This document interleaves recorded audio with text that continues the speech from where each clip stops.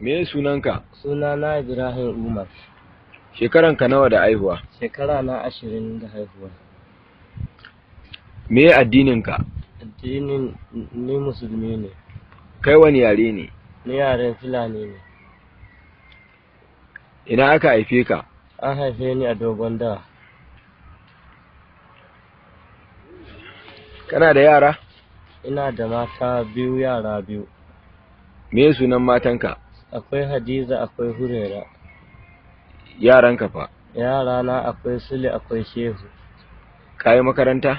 A'a, ban yi makaranta ba. Boko? Ban yi ba. Muhammadiya? Ban yi ba. Sunana DSP Hussaini Gimba. Attached to IG Special Tactical Squad. That's STS kenan. First Headquarters Abuja. Sunan office namu kenan. Okay. Ina aiki ne a gargashin shugaban 'yan sanda na Najeriya. To. Kuma a gargashin ACP Kolo Yusuf. Okay. Assistant Commissioner of Police. Okay. Akwai abin da muke kira word of caution.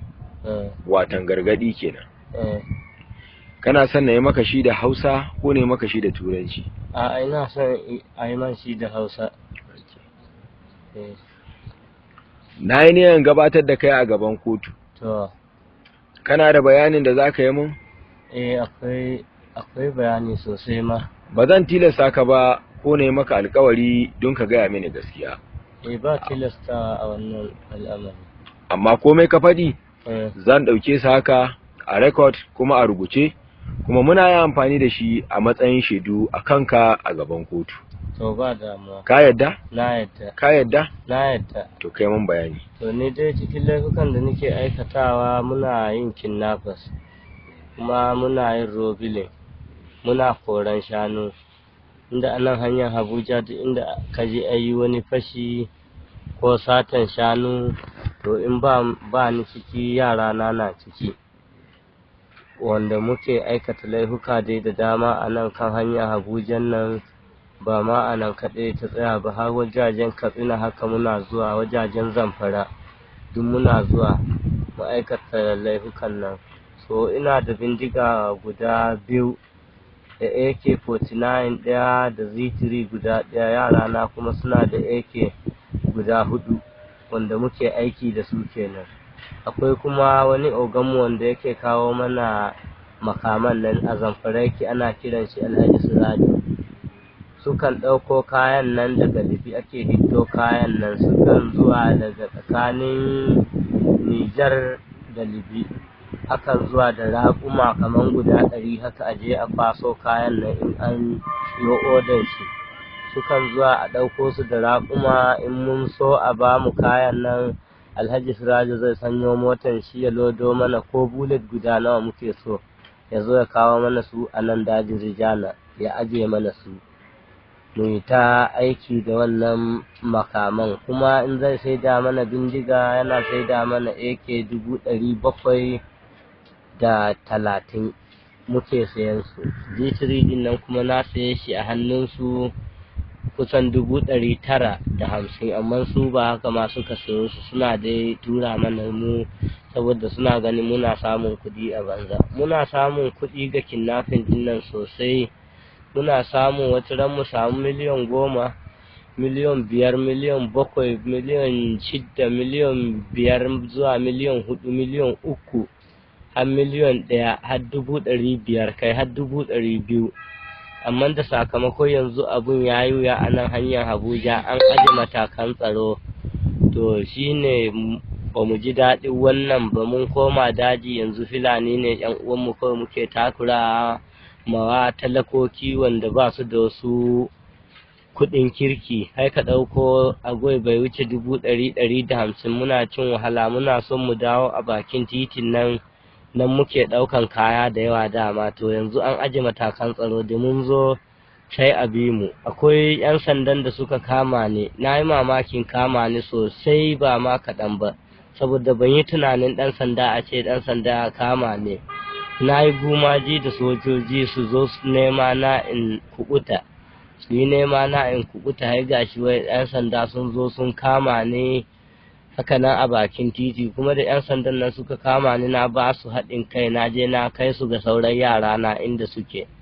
'Yan sandan nan su yi rawan gani sosai, su yi ba ta kashi da wa'annan yara na, an yi harbe-harbe, sanadiyan haka ma sun kalkace wasu yara na, sun kama wasu kuma yanzu suna hannunsu.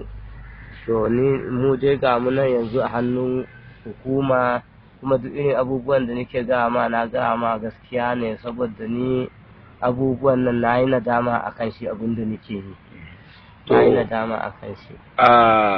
Mutanen da ka gaya mana ka kashe sun kai kamar guda nawa? Mutanen da na kashe wanda zan iya tunawa za su kai kamar mutum 10 haka. Akwai da tun da na fara kashe da mutum ɗaya, akwai wani aboki na ofisa ya ce da na kashe shi na sha jinin shi, na ce mai a, ya ce to daga yau in na kashe mutum in rika can jinin shi. Da wani malami namu a cikin gari yake, Kwanar Ɗangora yake, ce in ka kashe mutum ka sha ka ɗalla shi jinin shi koya yake, in ba haka nan ba ciwon hauka zai iya kama mutum. To da suka gaya min wannan, duk lokacin da na kashe mutum ni kan sha jinin shi, lalle na kashe mutane za su kai 10 wanda na iya tunawa da su. Akwai wani mutumin da ya zo ya nuna ka mai suna Dan Azumi. Dan Azumi na san shi, dan uwan shi na kashe Musa a nan yamma da Rijana. Ya zo ina son yi kidnapping din shi, ya kiyaye ruga da mashin, daga nan kuma ni na harbe shi. To in muka ɗauko mutane muka tsare su a daji, wasu in ba su biya ba mukan kashe su, in kuma mutum ya biya mu bashi ya tahiyan shi. To Dan Azumi da ya zo mu na kama dan uwan shi Musa, na kashe shi, da na sokin nafin din shi yaki na kashe shi, sai na ce ma Dan Azumi ya zo ya kawo kuɗi, Musa na hannuna. Shikenan Dan Azumi ya tako ya zo ya kawo kuɗi, a wuri na 250, yana da 35 a wurin shi. Na haɗa dai duk kuɗin nan na kwashe shi, ma na kwashe shi na kai shi daji na aje. Da na aje shi na ce ina son 700 wurin shi. To na yi shaye-shaye a wata rana, na kwanta bacci, yara na suka je can da wasu Yarabawa wanda muka kama a hanyar Abuja, wanda yara na suka yi ta amfani da matan nan. Ban ji daɗi ni kaina, su yi rafin ɗinsu, su yi amfani da su sosai, amma ni refin ba aiki na bane, shin karuwa ba aiki na bane. Nawa kuka ansa a wurin wayannan Yarbawan nan? Yarbawan nan mun anshi 10 miliyan wajen su.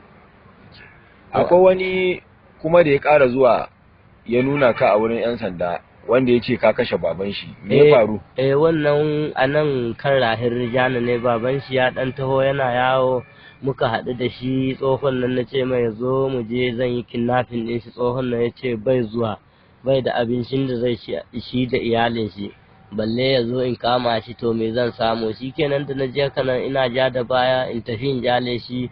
Tsohon nan kawai idan na ji ma ya ce bai da kuɗi, kawai na ga harbin shi ma ya shi sauƙi, nan take na latsa mai rafin sau 3 na kashe shi. Kuma ka yi mana bayani akan wani shugaban matasa wanda ke Kakau wanda kuka kashe.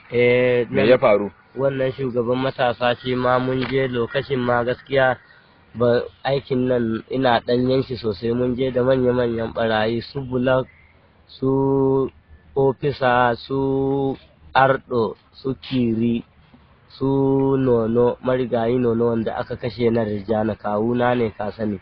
To da su muka je aikin nan. Mutumin nan, sarkin samarin nan, yana cikin gidan shi akwai wani gaya wanda ake kira na Labbale. Da ya leƙa shi ta windo ya ga yana riƙe da bindigan toka yana nuno shi. Shikenan ya sa AK-49 ya yi mai harbi ɗaya, same shi a ciki ya kashe shi. Wasu suka ce a ɗauki matan shi, ogan namu shi Nono ya ce kada a ɗauki kowa, muka